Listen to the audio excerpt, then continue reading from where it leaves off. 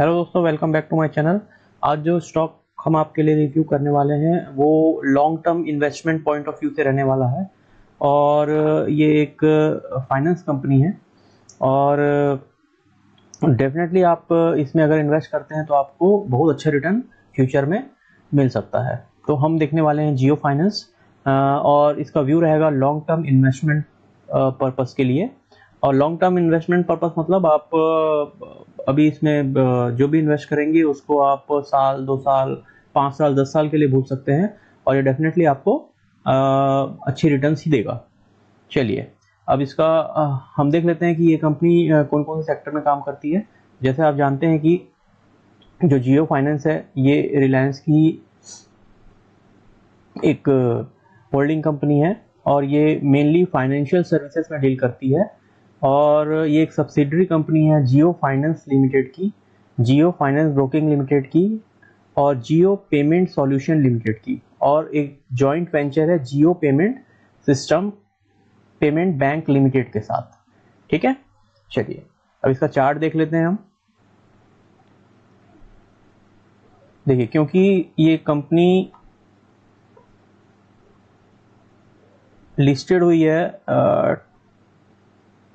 21 अगस्त 2023, मतलब एक साल इसको लिस्टेड हुए नहीं हुआ है और ये लिस्ट हुई थी अराउंड 250 और अभी जो इसका लास्ट ट्रेड प्राइस चल रहा है वो 282 है। तो अगर हम देखेंगे तो एक साल नहीं हुआ है इसको यहाँ पर। और अगर मैं ग्रोथ देखूं इस कंपनी की,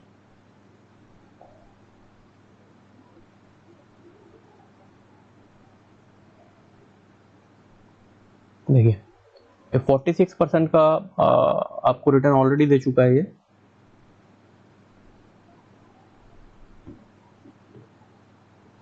और अभी एक साल हुआ नहीं है इस कंपनी को। ठीक है, तो चलिए अभी हम क्या करेंगे, चार्ट लगा लेंगे। चार्ट लगा लेंगे, देखिए ये मंथली चार्ट है।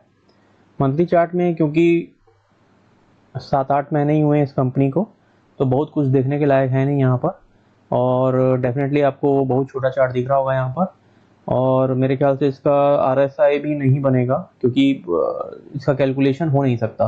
और आप देख सकते हैं ये कंपनी जब लिस्टेड हुई तो थोड़ा सा इसमें एक बेयरिश ट्रेंड आया, उसके बाद यहाँ पर ये बुलिश ट्रेंड पे आगे बढ़ते जा रही है। ठीक है, अगर मैं RSI लगा लूँ, देखिए RSI है और RSI में ग्राफ बन नहीं रहा है। ग्राफ इसलिए नहीं बन रहा है क्योंकि इसके पास अभी इनफ डेटा नहीं है टू प्लॉट द ग्राफ। ठीक, तो अभी हम क्या करते हैं, हम अभी इसका वीकली चार्ट लगा लेते हैं। वीकली चार्ट, ये इसके वीकली चार्ट है। देखिए ये इसका वीकली चार्ट है और वीकली चार्ट में आप देख सकते हैं क्लियरली कि ये बहुत समय से 60 प्लस ट्रेड कर रहा है। तो ऑलमोस्ट अराउंड जनवरी 2024 से ये 60 प्लस RSI ट्रेड कर रहा है। ठीक है, अब हम चलते हैं इसके डेली चार्ट पे। डेली चार्ट में अगर मैं देखूं यहाँ पर तो आपको दिख रहा होगा कि अभी यहाँ पर ये 60 प्लस ट्रेड कर रहा है। थोड़े दिन पहले ही यहाँ पर एक डिप आया था, 60 के नीचे गया था ये और फिर से वापस ये 60 प्लस आ गया है। मतलब वीकली में ये आपका 60 प्लस ट्रेड कर रहा है और डेली पर भी ये 60 प्लस ट्रेड कर रहा है। अभी हम अपना मूविंग एवरेज का बैंड लगा लेते हैं।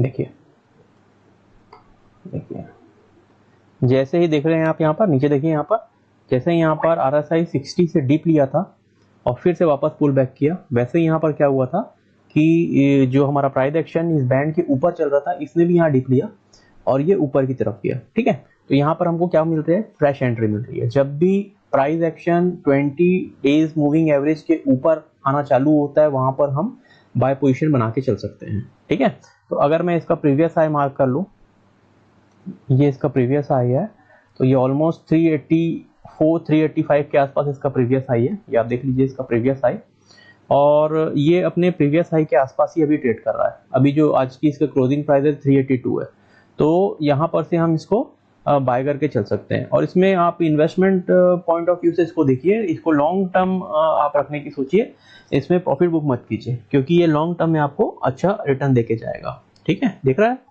देखिए अब मैं थोड़ा सा पीछे करके आपको दिखाता हूँ। देखिए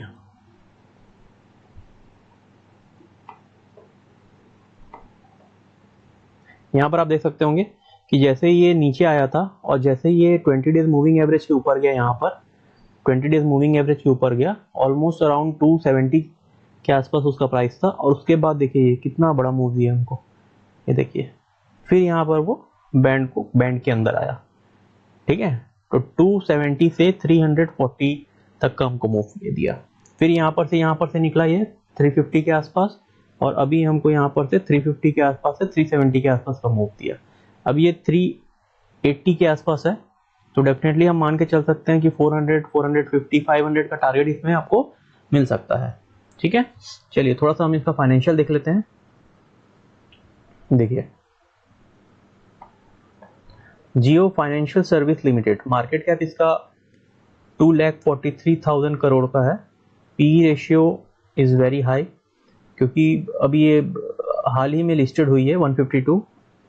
ROC and ROE ratio is 1.55 and 1.27 which is very low, but क्योंकि अभी ये कंपनी लिस्टेड हुई है और इनफ डाटा अवेलेबल नहीं है, इस कारण ये सब आ रहा है। और अगर हम इसका प्रॉस और कॉन्स देखें हम, तो इन्होंने अपना डेप्थ बहुत कम कर लिया और ऑलमोस्ट डेप्थ फ्री हो गई है, ठीक है। और अच्छे प्रॉफिट के बाद भी ये डिविडेंड पे नहीं कर रहे हैं, बोल रहे हैं, ठीक है।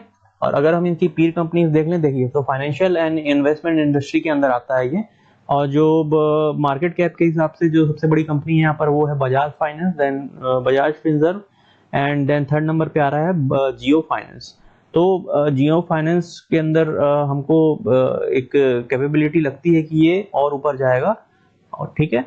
तो आइए हम नीचे देखते हैं थोड़ा सा। तो इनफ डाटा तो नहीं है क्योंकि 1 साल का ही है। तो हम अगर सेल्स फिगर पे नजर डालें, ऑपरेटिंग प्रॉफिट जो यहाँ पर हमको मिल रहा है, वो जो जून का प्रॉफिट था वो 376 करोड़ का था, देन 500 करोड़ का, और अभी ये थोड़ा सा घट के 320 करोड़ हो गया है। और जो प्रॉफिट मार्जिन है पहले 91% का था, और जो अभी थोड़ा कम होकर 77% हो गया है, ठीक है। नेट प्रॉफिट 300 करोड़, 600 करोड़, और अभी थोड़ा सा डाउन होके ये फिर से 300 करोड़ हो गया है। और अगर मैं इसमें और नीचे जाके शेयर होल्डिंग यहाँ पर देखूंगा मैं, तो यहाँ पर आप देख सकते हैं कि प्रमोटर्स के पास अभी 47% शेयर होल्डिंग है, और FIIs के पास 19% है, जो पहले 21% थी, थोड़ा सा उन्होंने कम किया है। और DIIs के पास भी 12% है। गवर्नमेंट के पास 0.14% है, और पब्लिक के पास 20% है, ठीक है। तो ये long term investment point of view से बहुत ही अच्छी कंपनी है। और यहाँ पर आप डेफिनेटली इसमें एजुकेशनल पर्पस के लिए, जो भी मैं आपको बताता हूँ सिर्फ एजुकेशनल पर्पस के लिए है, आप इसमें बाय बना के चल सकते हैं। Thank you.